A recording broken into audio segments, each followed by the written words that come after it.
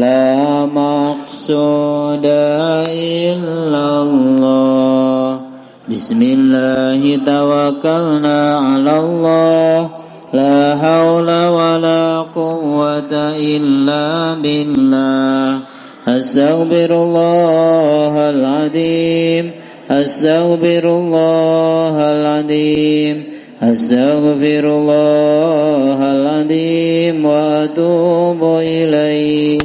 Semuanya berdiri dulu, Kiaman. Ayo berdiri semuanya di tempatnya.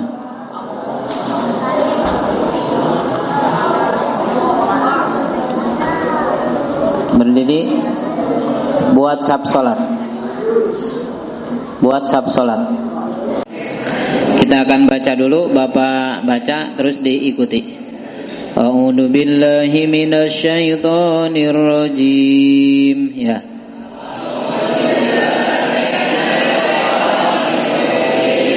Bismillahirrahmanirrahim. Qad aflahal mu'minun alladzina hum bi salatihim khashi'un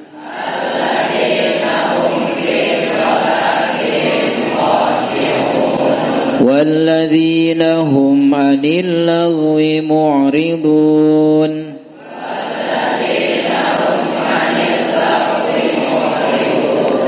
والذين هم للزكاة فاعلون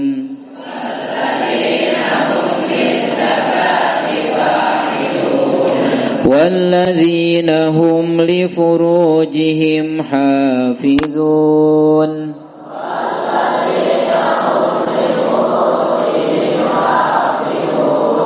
إلا على أزواجهم أو ما ملكت أيمانهم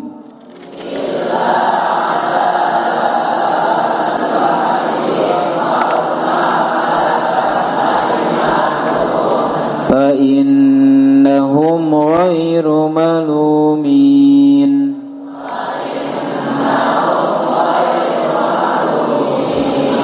فمن ابتغى وراء ذلك فأولئك هم العادون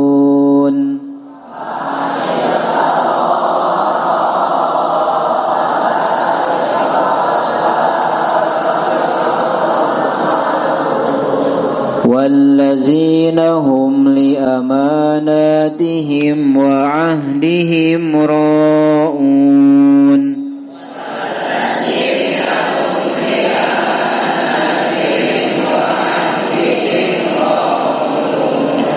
والذين هم على صلواتهم يحافظون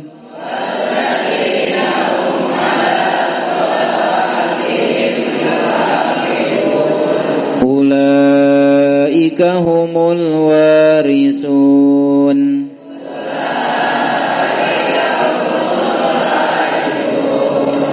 الذين يرثون الفردوس هم فيها خالدون.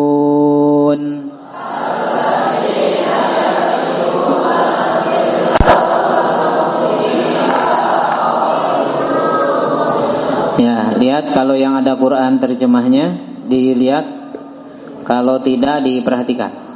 Qad artinya apa? Sungguh. Aflaha telah beruntung. Al-mu'minun orang-orang yang beriman. Alladzina orang-orang yang hum mereka fi sholatihim dalam sholat mereka khoshi'una mereka khusyuk. Walladzina dan orang-orang yang hum mereka anil lagwi dari perbuatan tidak berguna. Anil lagwi itu mu'riduna mereka menjauhkan diri. Walladzina dan orang-orang yang hum mereka itu lizakati pada zakat fa'iluna mereka menunaikan. Fa'ilun itu menunaikan, melaksanakan. Walladzina dan orang-orang yang hum mereka itu li furujihim pada kemaluannya, ya, furuj. Hafizuna mereka menjaga, hafidun menjaga. Illa kecuali ala azwajihim atas istri-istri mereka, au ma malakat aimanuhum atau hamba-hamba sahaya mereka. Fa innahum maka sesungguhnya mereka ghairu malumin tidak tercela, ya.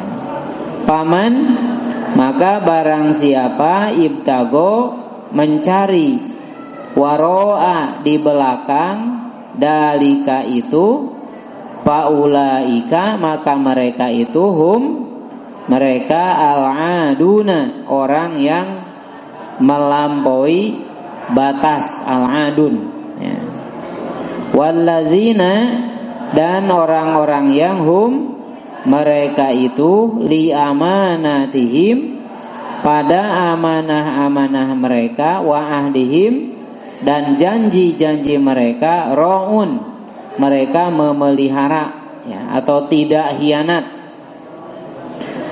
Kemudian walladzina dan orang-orang yang hum mereka ala sholawatihim atas solat-solat mereka yuhafiduna mereka memelihara.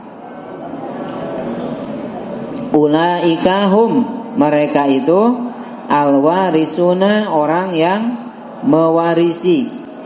Alladzina orang-orang yang yarisuna mewarisi al-firdausa surga firdaus hum mereka fiha di dalamnya khaliduna kekal. Baik anak-anak sekalian, alhamdulillah kita bersyukur kepada Allah atas segala rahmat dan karunia-Nya. Kita masih bisa melaksanakan salah satu kewajiban kita untuk melaksanakan ibadah puasa. Sudah setengah main kita ini, ya, 15 hari. Besok malam ke-16, besok tanggal 16. Nah, memohon kepada Allah mudah-mudahan ya Allah kita sudah sampai ke bulan Ramadan, sampaikanlah kami ini ya Allah sampai akhir bulan Ramadan sehingga kita bisa melaksanakan ibadah puasa ini dengan sempurna, dengan optimal, dengan memaksimalkan semua kegiatan-kegiatan kita, mudah-mudahan bernilai ibadah. Anak-anak sekalian, pada malam ini kita akan mempelajari satu tema, ya. Ini kajiannya tafsir maudhu'i atau tafsir tematik tentang apa yang Allah sampaikan di ayat pertama, qad aflahal mu'minun, tentang ciri orang-orang mukmin yang beruntung begitu. Ada gak di antara orang yang usaha tapi tujuannya tidak mau untung? Sepertinya hanya orang gila yang begitu. Petani bertani di sawah atau di ladang, tujuannya ingin apa? Dia ingin untung, ingin berhasil kan? Pedagang dagang di pasar dari pagi sampai sore sampai malam, apa yang dicari? Keuntungan.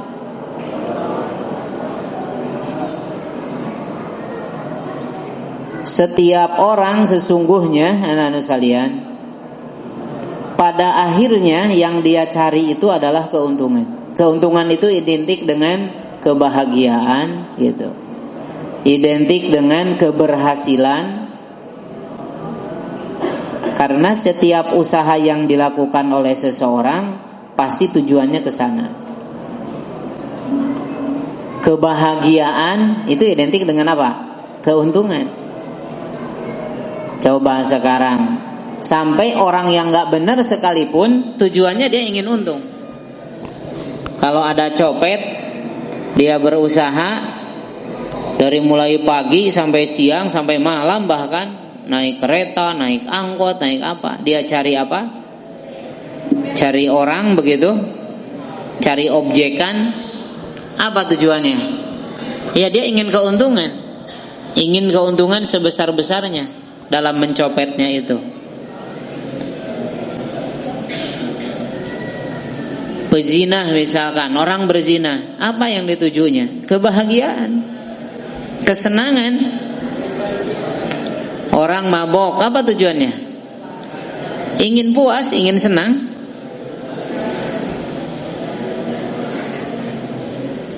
Turis pergi jauh-jauh dari Amerika ke Pulau Bali, menghabiskan uang ratusan juta, bahkan mungkin miliaran. Apa yang dia cari? Kesenangan, kebahagiaan, keuntungan. Tapi apa yang mereka dapatkan? Seandainya mereka pun senang, hanya temporer, hanya sesaat. Orang barangkali ketika mabok dia senang, setelah itu nggak ada lagi kesenangan. Apa yang dia rasakan setelah itu? Penyesalan. Terus apalagi penyakit, ya. Orang berzina, ketika zinanya barangkali dia senang, setelah itu penyesalan, dosa, penyakit dan yang lainnya.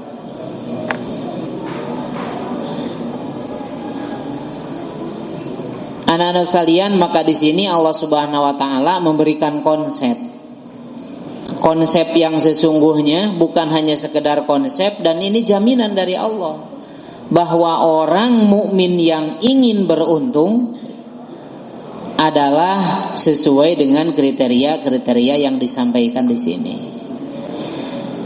Di antaranya di sini ada 7. Tulis ya, ada 7 ciri mukmin yang beruntung. Nanti kita berusaha supaya yang 7 ini bisa kita miliki, bisa kita laksanakan, bisa ada di dalam diri kita, supaya kita bisa meraih apa? Keuntungan, kebahagiaan, kesenangan. Dan kesenangannya tentu bukan hanya sekedar di dunia, tapi senang sampai ke mana? Sampai ke akhirat. Karena ada orang yang hanya bisa mencari keuntungan di dunia saja, di akhirat dia nggak dapat apa-apa. Barangkali orang mencopet dapat uang banyak, secara materi dia untung, tapi hanya sekedar di mana? Di dunia. Di akhirat dia nggak dapat apa-apa, bahkan dapat siksa yang sangat besar. Nah, anak-anak sekalian, di ayat pertama di sini qad aflaha. Nah, kalau kita lihat di ilmu apa? Kalian udah belajar nahwu, ilmu shorof, ya. Aflaha, aflaha itu apa? Fi'il madi. Kalau fi'il madi menunjukkan kepada mana? Sudah kan? Pakai kod lagi. Kalau kod itu mana apa? Kod kalau masuk ke dalam fi'il madi disebut kod apa? Kod lit tahqiq. Jadi nyata, yakin, bukan keraguan gitu. Bahwa orang-orang mukmin yang beruntung adalah mereka yang disebutkan di dalam ayat ini. Jadi ini bukan hanya sekedar konsep asal-asalan begitu. Konsepnya benar dan yakin. Kalau kita tidak yakin terhadap ayat Allah, apa hukumnya? Murtad. Dalam kitab Sulam kan begitu. Kita tidak percaya kepada ayat Al-Quran, ayat-ayat Allah, murtad kita. Nah, apa tanda orang yang beriman ini? Qad aflahal mu'minun allazina hum fi sholatihim khoshi'un. Yang pertama, ciri mukmin yang beruntung itu adalah mereka yang khusyuk di dalam sholatnya. Ya. mereka yang khusyuk di dalam sholatnya. Ini yang pertama, tanda mukmin yang beruntung.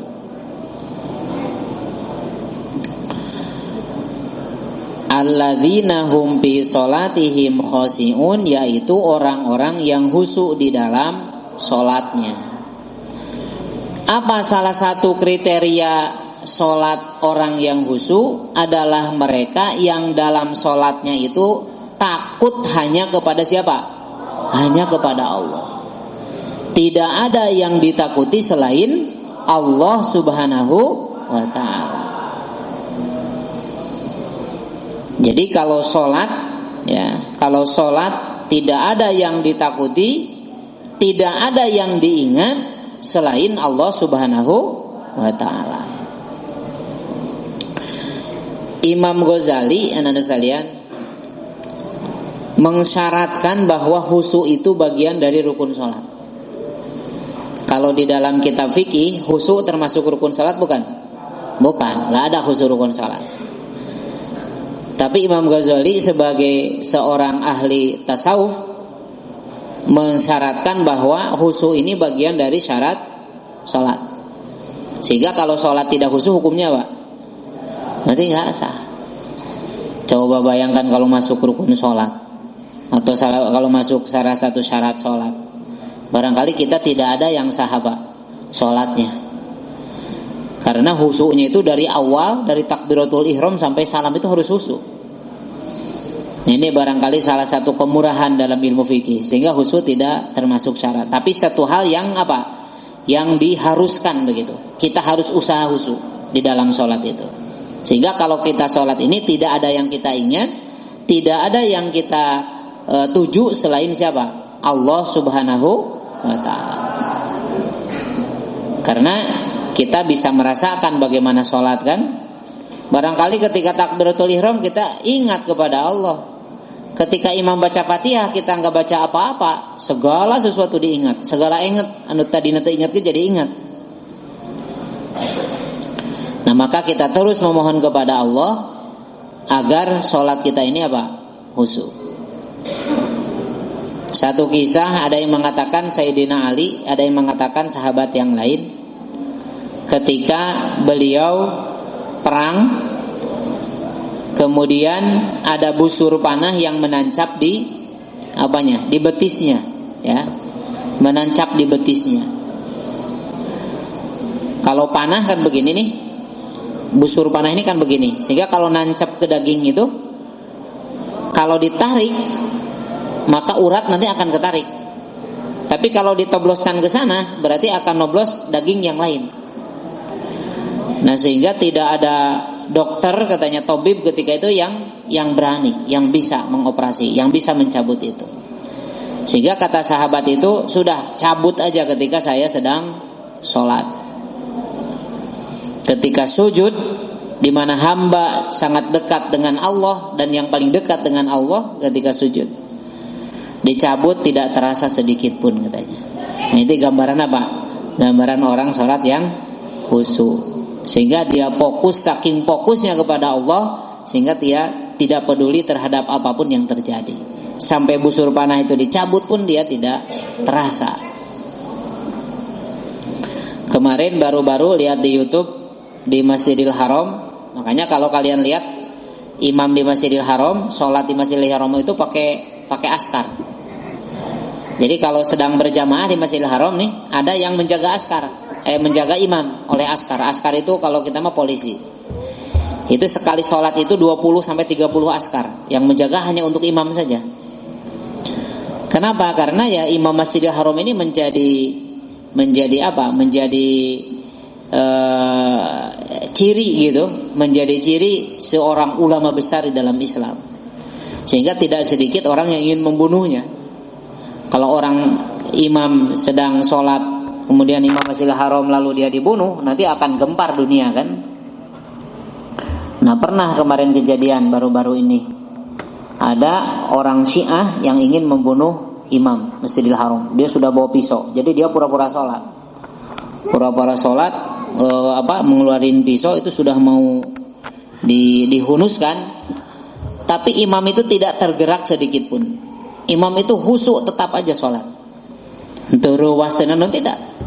Ya, tidak. Nah, pas mau gitu langsung di ini sama askar, langsung ditewak gitu sama askar. Itu menunjukkan kekhusyuan seorang imam di dalam sholat gitu. Sigana lamun di dia mah geus ngaceng urang imam teh nya. Ngajeleng gitu sieun. Itu sampai begitu. Nah, maka di Masjidil Haram itu setiap sholat Masjidil Haram atau Masjidil Nabawi pasti ada askar yang menjaga imam. Askar tidak sholat, askarnya tidak sholat.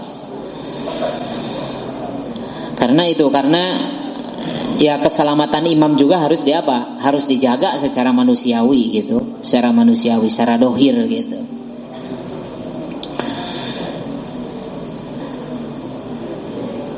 Itu yang pertama. Jadi kalau kita ingin mendapatkan kriteria seorang mukmin yang beruntung, maka kita harus selalu khusyuk di dalam sholat. Apa yang harus kita lakukan supaya khusyuk di dalam sholat? Banyak. Di antaranya hindari pamakruhan ketika sholat. Contohnya apa? Tidak boleh nahan pipis. Kalau kita ingin pipis, lebih baik pipis dulu daripada memaksakan sholat. Karena nanti tidak akan tidak akan khusyuk sholatnya. Yang kedua, lapar yang sangat. Ya, lapar yang sangat sehingga akan mengganggu kekhusyuan sholat. Sehingga ada kelakar yang mengatakan apa? Leuwih hade inget sholat keur dahar daripada inget dahar keur sholat. Lamun inget dahar keur sholat berarti teu khusyuk sholat. Lamun ingat sholat kerdahar, maka daharnya bakal cepat supaya segera melakukan sholat. Apalagi tidak boleh dalam keadaan berkeringat, sangat capek, lagi berkeringat, hasesos langsung sholat, ya mana mau khusyuk. Pakaian juga demikian. Makanya kenapa di kita di Muhajirin pakaian harus putih semuanya, ya, untuk membantu kekhusyuan di dalam sholat. Sok bayangkan namun pakai sholat kabeh marake persib, marake kaos. Di tukangna aya tulisan ngaran-ngaran eta tahun persib. Akhirnya lain malah maca Fatihah, maca eta tah nu dina tonggong eta persib nu aing teh.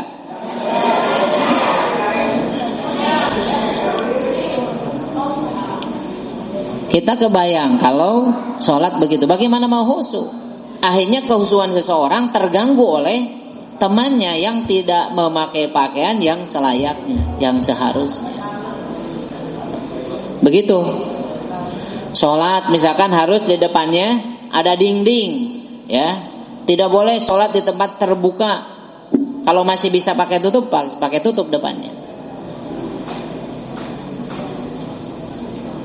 Begitu, ya. Jadi hal-hal yang bisa menjadikan kita khusyuk di dalam sholat, kita harus terus mengusahakannya. Jadi khusyuk itu bukan hanya sekedar urusan hati, tapi bagaimana secara dohir pun kita harus mengusahakannya. Sok bayangkan sholat di tempat yang panas misalkan masjidnya dengan di ruangan yang ber-AC, beda gak? Pasti akan beda, ya, pasti akan beda. Kalau kalian pernah merasakan sholat di masjid yang ada AC-nya misalkan. Mau di Purwakarta mah di mana tuh? Masjid Agung misalkan ya. Di Asipa gitu. Kunaon Masjid Asipa payu dah ya AC-na. Nah itu. Kemudian yang kedua, anak-anak sekalian, tulis yang kedua. Tanda orang mukmin yang beruntung adalah walladzina hum anil lagwi mu'ridun, yaitu mereka yang menjauhkan segala bentuk kesia-siaan, ya, orang yang menjauhkan segala bentuk kesia-siaan baik dalam bentuk perkataan maupun perbuatan, baik dalam bentuk perkataan maupun perbuatan. Ini makna dari wallazina hum anil lagwi mu'ridun. dan orang-orang yang menjauhkan diri dari perbuatan dan perkataan yang tiada berguna. Nih yang kedua, tanda mukmin atau kriteria mukmin yang untung itu adalah mereka yang menjauhkan segala bentuk hal yang tidak ada manfaatnya. Intinya begitu. Apa yang tidak ada manfaatnya? Banyak. Dikobong misalkan teu pararuguh ngadon ngomongkeun batur. Ngadon ngariung bari ngopi, bari nu diobrolkeun sesuatu yang tidak ada manfaatnya. Baceo we ka itu ka dieu ngobrolkeun nu teu pararuguh. Itu walladzina hum anil lagwi muridun. Hindari hal-hal yang seperti itu. Jalan-jalan gak jelas, ya. Teu puguh arah, teu puguh tujuanana. Banyaklah hal-hal yang tidak ada manfaatnya yang harus kita hindari. Kenapa, anak-anak sekalian? Allah memberikan kesempatan hidup kepada kita. Juga Allah akan memintai pertanggungjawaban terhadap segala apapun yang telah kita kerjakan. Umur kita berapa tahun, sekian tahun, maka sebegitu tahunlah Allah akan memintai pertanggungjawaban terhadap apa yang telah kita lakukan. Selama 24 jam kita bayangkan apa yang telah kita kerjakan. Nah, mukmin yang akan beruntung itu mukmin yang begitu, selalu berpikir, ya Allah besok apa yang bisa saya kerjakan? Apa sesuatu yang manfaat yang bisa saya kerjakan? Apa sesuatu yang manfaat supaya kemanfaatan yang saya lakukan ini bisa bermanfaat bagi orang lain? Khairun nas anfa'uhum linnas. Sebaik-baik manusia adalah yang bermanfaat bagi orang lain. Carilah kemanfaatan. Apalagi di bulan Ramadan ini, ya, di bulan Ramadan ini, bulan yang penuh dengan berkah, bulan yang dilipat gandakan semua amal. Salah satu contoh misalkan ada hadis, siapa yang memberi buka, ya, iftar, makan buka kepada orang lain, maka dia akan mendapatkan pahala seperti pahala puasa orang yang diberikan iftar itu, tanpa dikurangi. Maka anak-anak sekalian, kalau kalian pernah, dan mudah-mudahan pernah, ya, mudah-mudahan Allah memberikan kesempatan kepada kalian Ramadan di Mekah atau di Madinah. Pengalamannya luar biasa di sana. Salah satunya apa? Salah satunya bagaimana orang di Mekah ataupun di Madinah, di Masjidil Haram atau di Masjid Nabawi, mereka ini ingin selalu berbagi. Sehingga tiap hari itu di Masjidil Haram ataupun di Masjid Nabawi menjadi tempat buka bersama terbesar di dunia. Ada di beritanya juga. Di Masjidil Haram itu kapasitasnya orang itu lebih dari 2 juta orang. Bayangkan nih, di Muhajirin sekarang ini 500 orang di sini. 500 orang, di sana 2 juta orang lebih. Apalagi di bulan Ramadan. Bulan Ramadan itu bisa lebih padat daripada musim haji. Kenapa? Kalau musim haji yang datang ke sana orang-orang yang dari luar Mekah. Kadang orang-orang Mekah sendiri jarang. Tapi kalau musim Ramadan, pada bulan Ramadan, orang-orang Mekah semuanya tumplek, semuanya masuk ke Masjidil Haram dan Masjid Nabawi. Mereka ada yang bawa makanan, bawa minuman untuk berbuka begitu. Sehingga kalau sekali buka itu wah luar biasa. Kalau kalian Ramadan di sana, di Mekah ataupun di Madinah, gak usah bawa uang, bisa hidup di sana. Makanan, minuman, walah banyaknya luar biasa. Kenapa? Karena mereka itulah mengamalkan hadis tadi, hadis Nabi itu. Apa yang saya ingin bisa berikan kepada orang yang berpuasa, gitu. Bukan apa yang bisa saya minta dari orang yang berpuasa. Sehingga mereka terus apa? Terus berbuat kebaikan untuk orang lain. Ya, ada yang ngasih kurma, ada yang ngasih minuman zam-zam, ada apapun mereka kasih. Sampai seandainya pun misalkan dia hanya memegang 1 kurma, Untuk buka maka tidak dia langsung makan kurma itu, tapi dibagi dua dulu. Dibagi dua dulu kurmanya, kasih ke temannya. Atau kalau tidak ada sekalipun, yang ada hanya minuman. Kalau air jam-jam kan di sana banyak di masjid itu. Mau ngambil air jam-jam sebanyak apapun bisa di sana itu. Karena banyak begitu. Nah, seandainya dia tidak bisa memberi kepada temannya, dia ngambil air jam-jam kasih ke temannya. Itu. Saking ingin apanya? Saking ingin berbuat baik. Atau bahkan tukeran. Dia megang jam-jam nih satu gelas, yang si B-nya itu megang satu gelas. Kalau mau buka itu tukeran gelas itu. Ada nggak kebaikannya dalam tukeran itu? Ada. Apa? Saling memberi kan? Saling memberi. Nah, maka kalian kalau seandainya pun tidak bisa ngasih ke temannya, ngasih makanan, ya udah tukeran minum aja. Ya, tukeran minum aja. Insya Allah itu pun akan jadi kebaikan. Ini saking apanya tuh? Saking inginnya berbuat baik pada bulan Ramadan, maka dibiasakanlah, ya, dibiasakanlah. Ente punya bala-bala, ya punya bala, tukeran bala-bala tenan naon. Ya, tukeran bala-bala naon itu. Maka biasakanlah berbuat baik, ya, berbuat baiklah. Ini bulan kesempatan, bulan Ramadan. Hanya setengah jalan lagi kita Ramadan nih. Kesempatan berbuat baik. Berbuat baiklah terus. Yang ketiga, tanda mukmin yang beruntung itu adalah wallazina hum lizakati fa'ilun, yaitu orang yang menunaikan zakat, ya. Orang yang mengeluarkan zakat.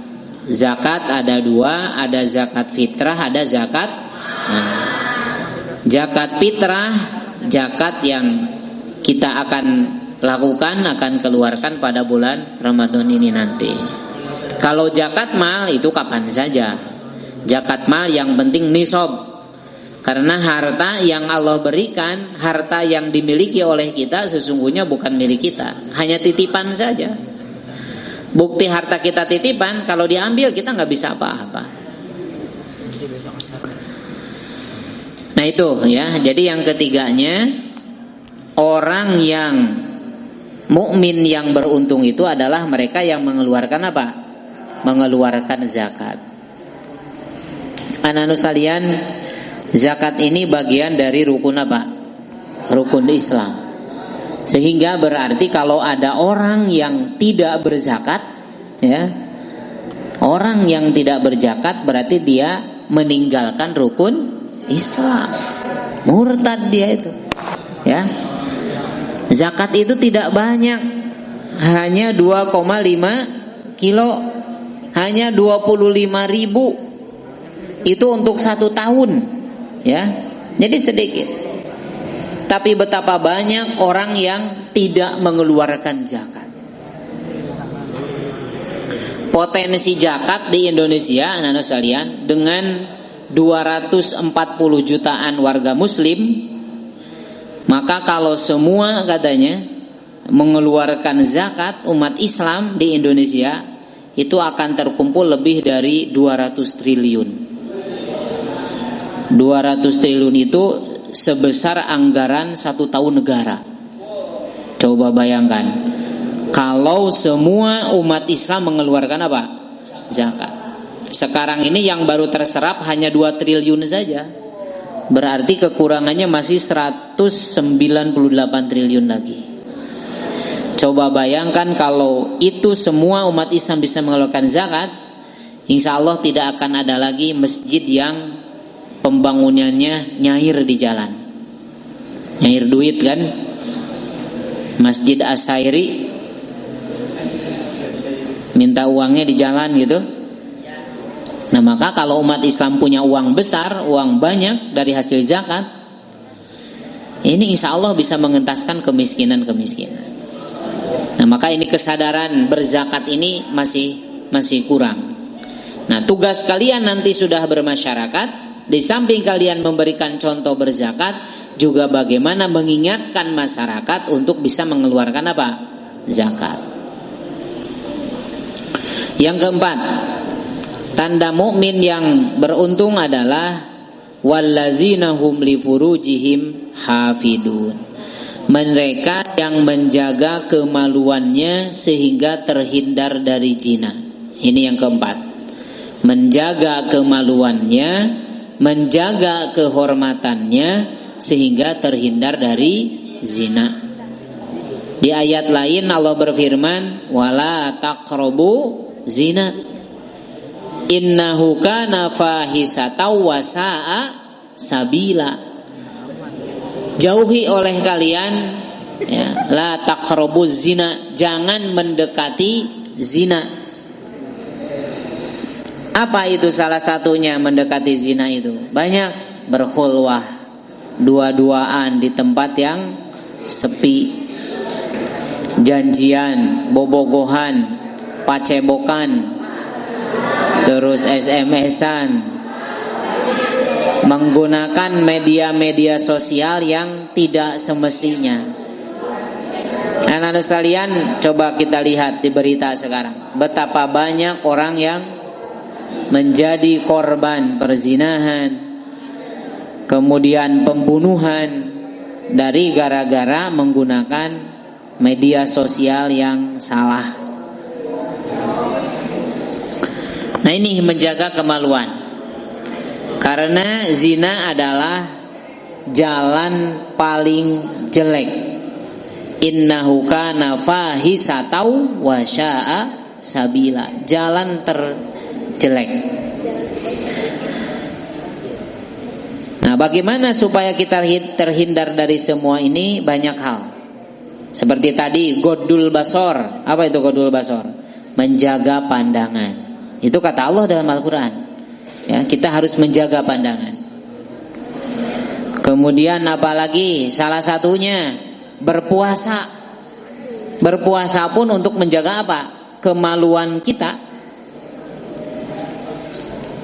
supaya kehormatan kita ini betul-betul terhormat. Apalagi kalau hormon tinggi dengan olahraga.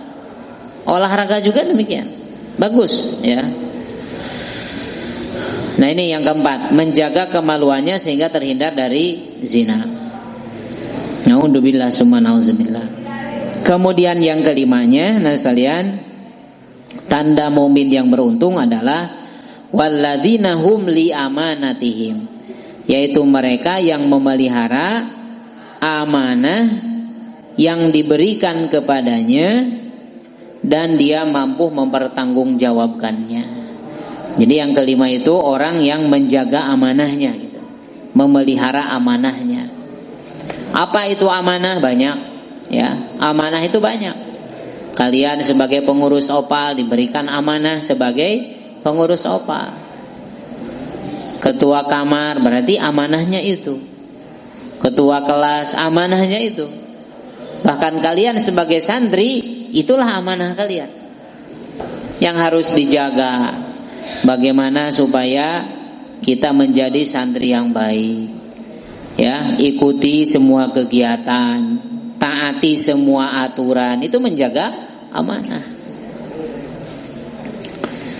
Atau kalau kita dititipi oleh orang lain untuk disampaikan, awas, harus disampaikan, ya, harus disampaikan. Yang keenamnya, tanda mukmin yang beruntung adalah wa ahdihim, ya, wa ahdihim, yaitu mereka yang memenuhi apa? Janjinya. Janji kepada Allah maupun kepada sesama manusia. Kita dulu sudah berjanji di hadapan Allah ketika kita masih di zaman azali. Apa buktinya? Qalu bala syahidna. Semua kita ini dulu berjanji di hadapan Allah, alastu bi rabbikum, kata Allah. Qalu bala syahidna. Apakah aku ini adalah Tuhanmu? Qalu bala syahidna. Ya Allah, kami semua bersaksi bahwa Engkau adalah Tuhanku. Itu semua manusia berjanji begitu. Sehingga apa konsekuensinya ketika kita meyakini dan berjanji kepada Allah bahwa Allah sebagai Tuhan kita? Maka kita harus melaksanakan kewajiban-kewajiban kita sebagai seorang hamba. Beriman kepada Allah, melaksanakan rukun iman, melaksanakan rukun Islam begitu. Nah, ini wa ahdihim, dan juga janji-janji kalian kepada siapapun. Janji ke orang tua, janji di pesantren sebagai santri begitu, ya. Yang terakhir yang ketujuh adalah walladzina hum ala sholawatihim yuhafidun, yaitu mereka yang menjaga sholatnya. Ini yang ketujuhnya. Jadi yang ketujuh tanda orang mukmin yang beruntung itu adalah yang menjaga sholatnya. Apa yang harus dijaga dari sholat? Pertama, jaga waktunya, ya, jaga waktunya. Waktu sholat itu harus on time, tepat waktu. 3 hal nih bagi laki-laki dalam hal sholat. Pertama, harus di awal waktu. Yang kedua, harus di masjid. Yang ketiga, harus berjamaah. Jadi 3 hal nih, tidak ada pilihan bagi seorang laki-laki pun dalam hal sholat. Di awal waktu, kemudian di masjid, dan berjamaah. Itulah sholat yang utama. Ya, ini pertama, jaga dalam hal menjaga sholat. Yang kedua apa? Laksanakan ajaran-ajaran sholat di dalam kehidupan nyata. Jadi sholat, anak-anakku sekalian, bukan hanya sekedar gugur kewajiban, tapi bagaimana ajaran sholat dilakukan dalam kehidupan nyata. Contoh, dalam sholat mengajarkan kepada kita untuk apa? Disiplin waktu. Sholat duhur ya harus sholat tuh dalam waktu sholat duhur. Gak bisa sholat duhur pada waktu sholat asar kan? Kecuali dalam harus. Itu mengajari apa? Kedisiplinan. Berarti kedisiplinan itu harus dilaksanakan dalam kehidupan nyata. Disiplin ke sekolah, disiplin dalam hal bangun, disiplin dalam hal tidur, semua disiplin. Apalagi sholat mengajarkan kepada kita jujur. Apa buktinya jujur dalam sholat? Duhur itu harus 4 rakaat. Mau dilihat mau tidak sama orang lain. Wah, ya mas sholat sorangan di kobong lah seduhur teh 1 rakaat weh. Tesah. Sholat mengajarkan kejujuran. Maka kejujuran laksanakan dalam kehidupan nyata, kehidupan sehari-hari. Apalagi ajaran sholat. Seorang makmum wajib taat kepada imam. Berarti seorang bawahan, seorang anggota wajib taat kepada ketua, kan begitu. Di sini ada organisasi opal. Kemudian di kamar ada murabi, ada wali kamar, ada ketua kamar. Semua harus ditaati. Sebagaimana halnya makmum taat kepada imam. Tapi imam ditaati selama imam tidak apa?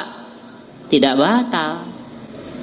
Kalau imam batal, makmum yakin bahwa imam batal, terus memaksakan untuk sholat, dan imam pun melaksanakan sholat, sudah rusak sholat semuanya.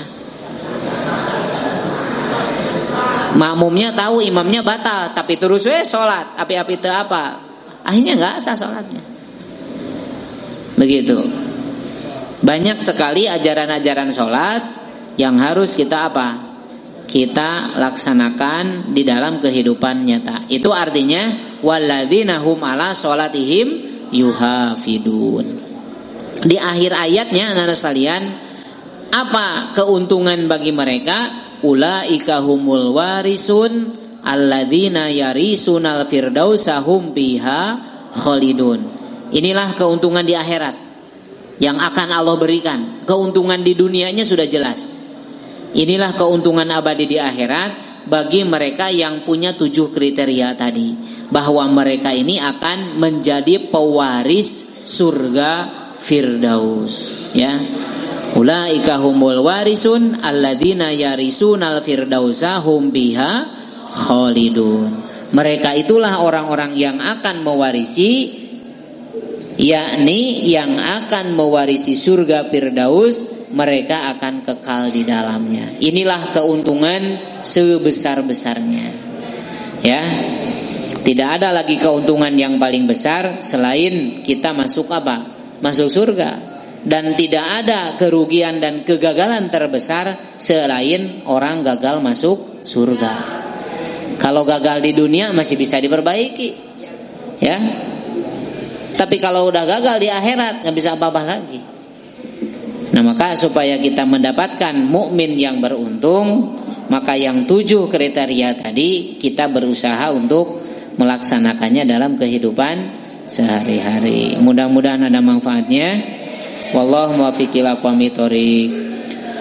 Rabbin fa'na bima 'allamtana rabbi alimna Rabbi faqihna wa faqiyalana wa qarabati lana fi dinina tawassalna bita'alumin tawassalna bita'limin antarjuqanal wasi'a wa antarjuqal amana subhanakallahumma bihamdika asyhadu an la ilaha illa anta astaghfiruka wa atubu ilaik.